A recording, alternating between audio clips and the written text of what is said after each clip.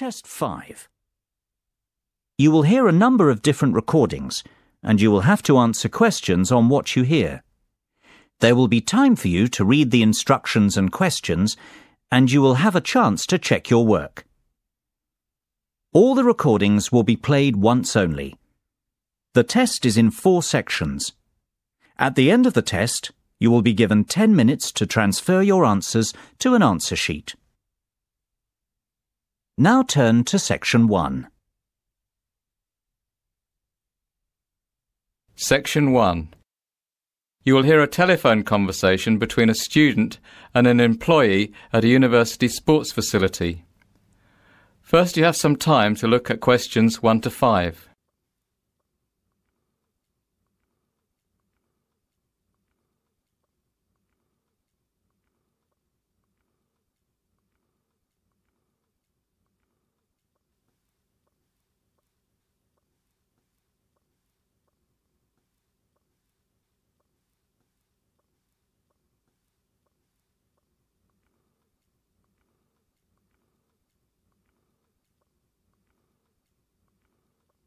You will see that there is an example that has been done for you. On this occasion only, the conversation relating to this will be played first. Hello, Ratner Athletics Centre. How can I help you? Yes, hi.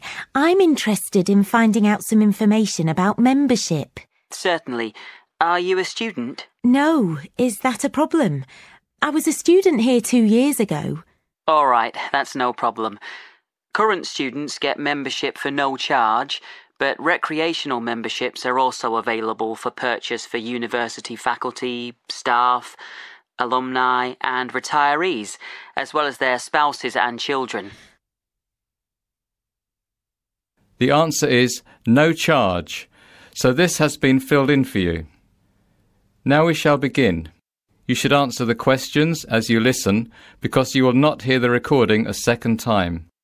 Listen carefully and answer questions 1 to 5. Hello, Ratner Athletics Centre. How can I help you? Yes, hi. I'm interested in finding out some information about membership. Certainly. Are you a student? No, is that a problem? I was a student here 2 years ago. All right, that's no problem. Current students get membership for no charge, but recreational memberships are also available for purchase for university faculty, staff, alumni and retirees, as well as their spouses and children. OK, good. How much does it cost? For an alumnus, that's £240 annually, or £100 for a month. Oh, that's quite expensive. It's a shame I didn't take advantage of the athletics facility when I was a student here. I'll have to think about this. Well, we do offer a really excellent facility. For the cost, members have access to the Emily Pankhurst Fitness Centre, which is a beautiful exercise space, open and full of light. The fitness centre includes 2 weight circuits, free weights, rowing machines, elliptical trainers, recumbent and upright bicycles, step mills and treadmills, and many other activities.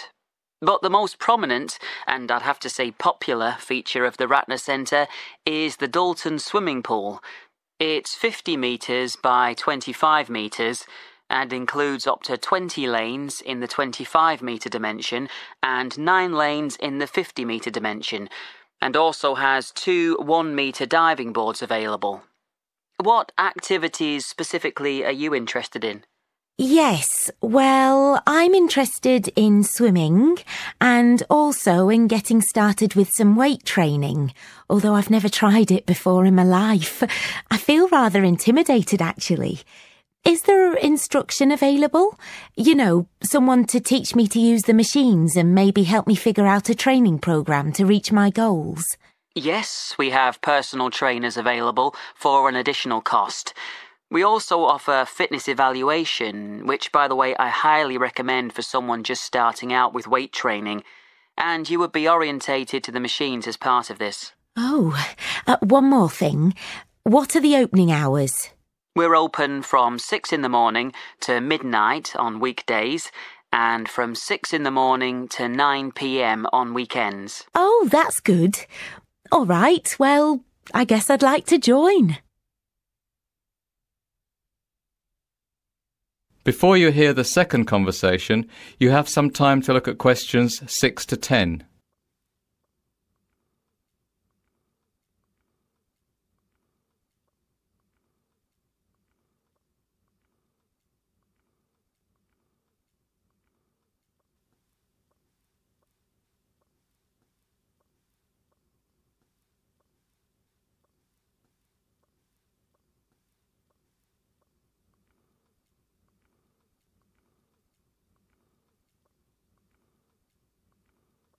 Now listen and answer questions 6 to 10.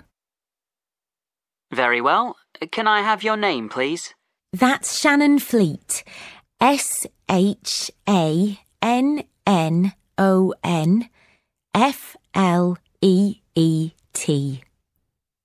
OK. And your address?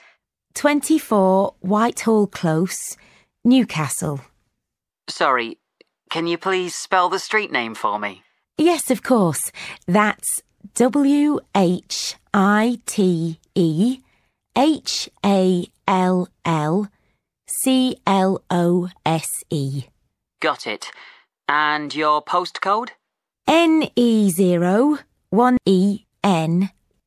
N as in night and E as in England? Yes, that's correct. Uh-huh. I'll need a phone number.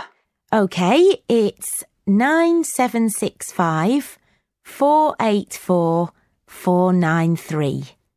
That's 9765 484 943. No, sorry.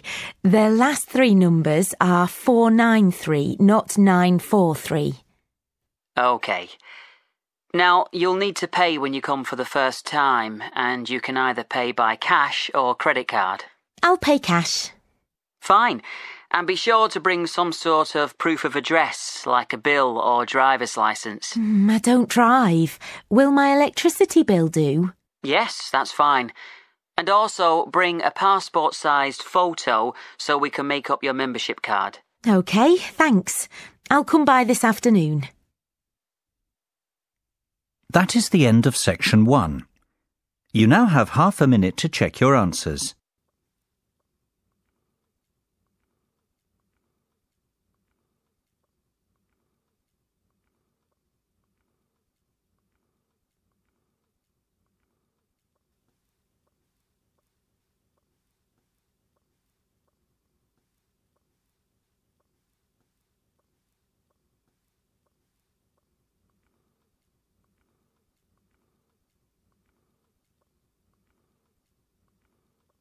Now turn to Section 2. Section 2. You will now hear a speaker talking to a group of students planning to study in South America next year. First, you have some time to look at questions 11 to 15.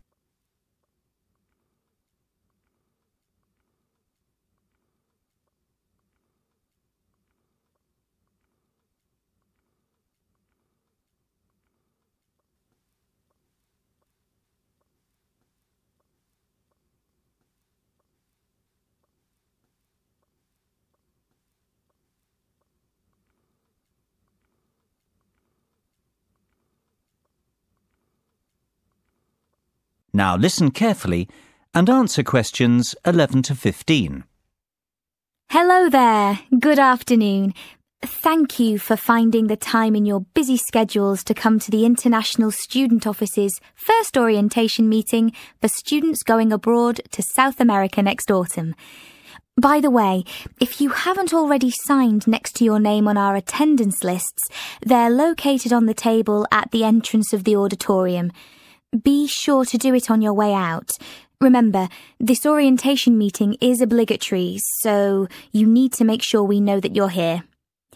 All right, to begin, we're going to be talking about health, and specifically the procedures that you have to go through in order to get your student visas for your host country. For all of you, this will entail gathering a folder of health information, such as vaccination records and proof from your doctors that you're not suffering from any serious contagious diseases. For many of you, this will also entail getting some extra vaccinations, depending on your destination country. All the specifics that each of you will need are to be found in your host country handbook that you received when you were accepted into the programme. Also, each one of you is required to attend a consultation with a doctor at the Student Health Centre who is specialised in travel medicine. The health centre can give you details about appointment times, but be sure to book your appointment early because the specialist is only at the health centre at certain times. To have the most benefit, you should have your meeting at least 4 to 6 weeks before your trip to allow time for your vaccines to take effect. Now, at this consultation, you will be given all the latest information about what vaccines you'll need and any other health considerations you need to be aware of. If you'll need to take medication for malaria, for example, or what to expect in case of any existing health issues. Before you hear the rest of the lecture, you have some time to look at questions 16 to 20.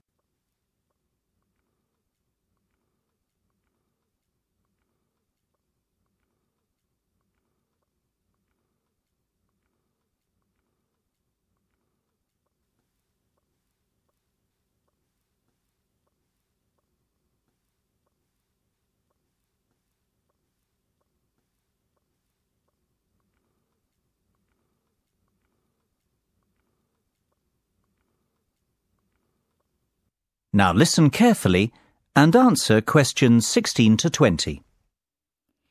Now, I want to talk in a bit more detail about some important health issues that many of you will face.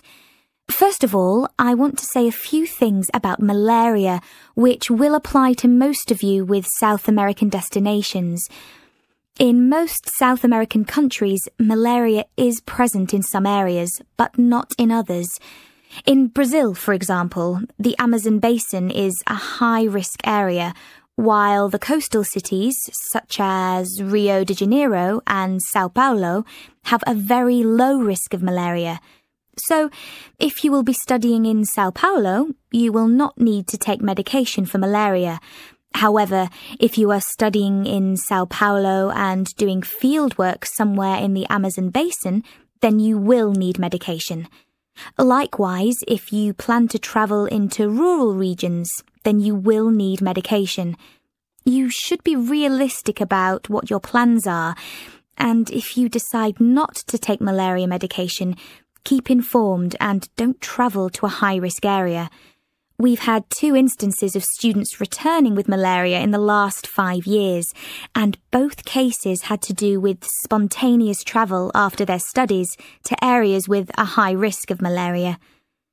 Of course, there are quite a few other insect-borne illnesses that can be caught, so it's essential to avoid being bitten as much as possible, even if you are taking malaria medication. To prevent insect bites, you should wear long-sleeved shirts and long trousers whenever possible, and use an insect repellent on any bare skin. You should also bring a flying insect spray to help clear rooms of mosquitoes.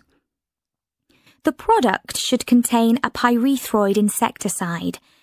Bed nets treated with permethrin, if you will not be sleeping in an air-conditioned or well-screened room, are also a very good idea. Although it's not always possible, it's best to remain indoors in a screened or air-conditioned area during the peak biting periods of dusk and dawn. Finally, in much of South America, there is a risk of schistosomiasis, a rather nasty parasitic infection that can be contracted in fresh water. So do not swim in fresh water except in well-chlorinated swimming pools. Any questions so far? That is the end of section 2. You now have half a minute to check your answers.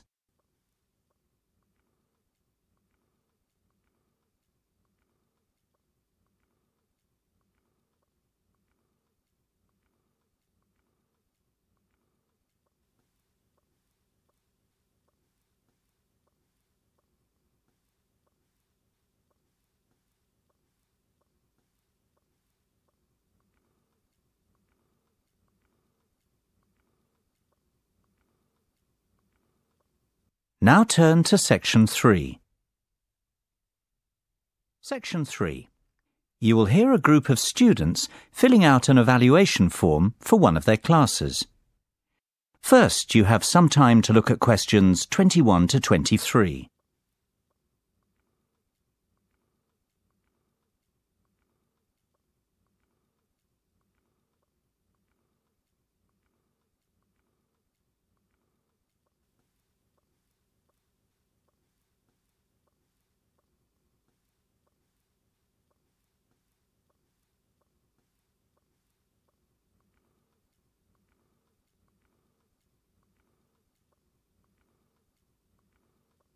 Now listen carefully and answer questions 21 to 23. Joshua, Ethan, wait! Don't leave yet. We have to fill in an evaluation form to hand in with our final project. Oh, not another one. We've done one of these forms after each project all term. It's a bit of a waste of time if you ask me. They just want to give us a chance to have our say about the project. But I haven't much of an opinion about it either way. It's just a project. Yeah, but if you did... Then it wouldn't be a waste of time, I suppose. What's your point? Well, just say you have no opinion. What's the problem with that? You're right, I'll do that. And it'll be easier than making something up. But even if we had issues and wrote them down, do you think anyone reads them? I rather doubt it. Of course they do. Remember in the first term, when there were some problems with people in some groups not doing their fair share of the work? There were lots of comments about this on the evaluation forms, and so Dr. Smith came and talked to us about it, and decided to add the individual evaluation forms so we could each evaluate our other group members' effort. That was a really important outcome. See, Ethan, without the evaluation forms, we wouldn't have the opportunity to report what a slacker you are. Oh, come on. I've done as much work as anyone. Yeah, it's easy to joke around because we're a good team. My last team wasn't so good, though, and I was really grateful for those forms. OK, let's get it done so we can go. Before you hear the rest of the conversation, you have some time to look at questions 24 to 30.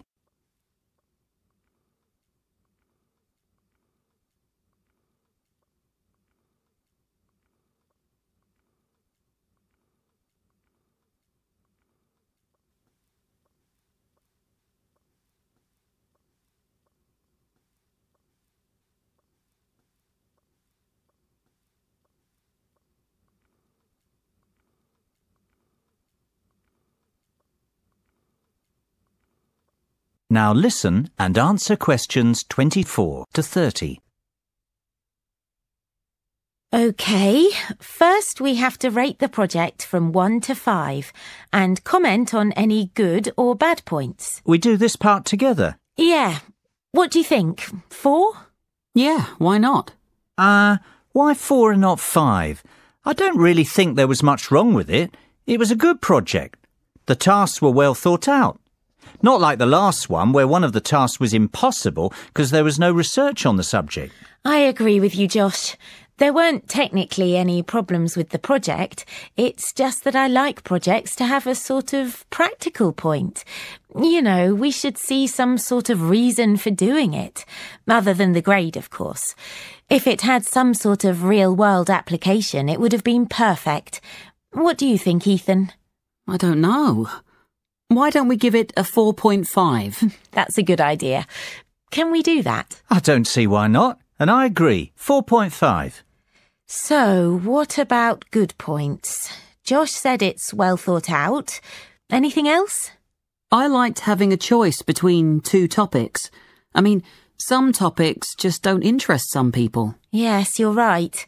Unfortunately, I thought they were both boring. Oh, I'm sounding a bit negative, aren't I? I can't think of any specific good points. Oh, that's all right. Let's move on to the bad points. You're eager to go, aren't you? Yeah, I'm going camping tomorrow and I have to pack. But back to the topic. I haven't got an opinion about bad points. Lily's already said her share. What about you, Joshua? Any complaints? No, I think it was a good project. Well, if I had to say something, I guess it would be the timescale. I think they should have given us more time to do this final project, since it was a larger part of our grade. But I don't think that's a big deal. OK, I think we're done. We just have to do the individual evaluation forms, and that's it. That is the end of section 3. You now have half a minute to check your answers.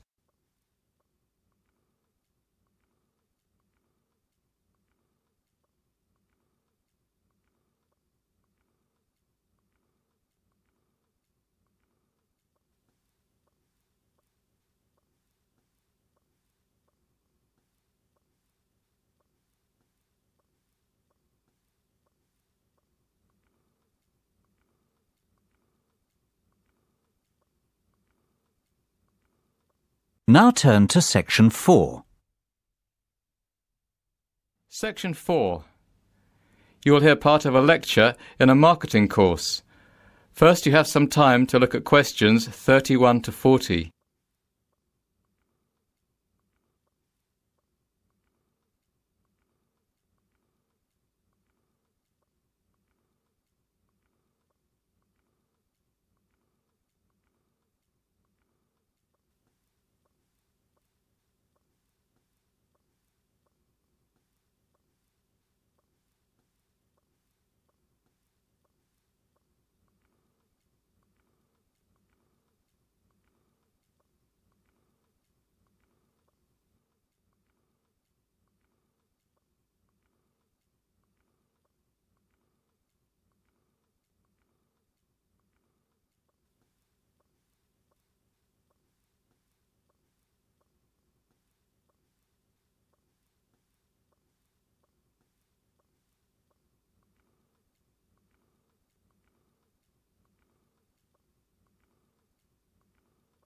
Now listen carefully and answer questions 31 to 40. Today we're going to look at marketing over the lifetime of a product and how the different phases in the product life cycle impact on the kinds of marketing decisions we make and influence the marketing strategies we employ. Of course, the first stage in the product life cycle is known as the market introduction stage. At this point, costs are very high indeed, and since the product is fresh to the market, sales volumes can be low to start as the product has yet to take off. What the marketing department must do, therefore, is get as much publicity as possible for the product and begin to develop brand awareness and loyalty. Think of the process as little steps. The first step is to get the brand noticed by your target market. This will require aggressive advertising using mediums which are likely to expose the product to and, just as importantly, appeal to the target customer. The next step would be to encourage the target market to try the product. Promotions, free trials and other special offers all play a role in enticing new customers over to your brand. Don't expect to make money during the market introduction stage. The focus should be solely on creating brand awareness. Then we move into the growth phase. Now here, costs will reduce dramatically as sales rise and economies of scale in production begin to kick in. Public awareness of the product has increased, and the focus of the marketing campaign will now switch more from creating awareness to generating customer loyalty and brand recognition. The first step for the marketing gurus is to find a way to reward return customers for their loyalty. In other words, provide them with an incentive to continue coming back. During the growth phase, several new competitors are likely to emerge as tangible threats to the business. The next step for the marketing team, then, is to differentiate their brand from the alternatives on the market. Unless customers see your product as distinct from the competitors, they really have no reason to remain loyal to it. Therefore, this brand differentiation that I have just spoken of is vital. So, you've grown your business. Now it's time to sit back and reap the rewards. We're into the maturity stage.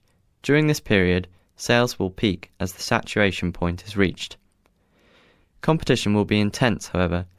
The work you have done on developing brand loyalty and differentiating your product from that of competitors will really pay off now.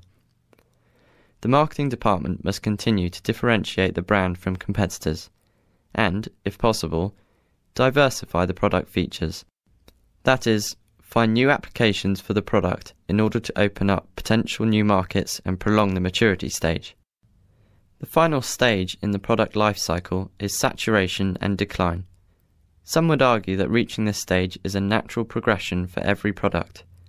However, there is a growing belief that, should the marketing department do its job properly, the product should stabilise and never really fall into decline. We'll examine this debate a little more closely next time. That is the end of section 4. You now have half a minute to check your answers.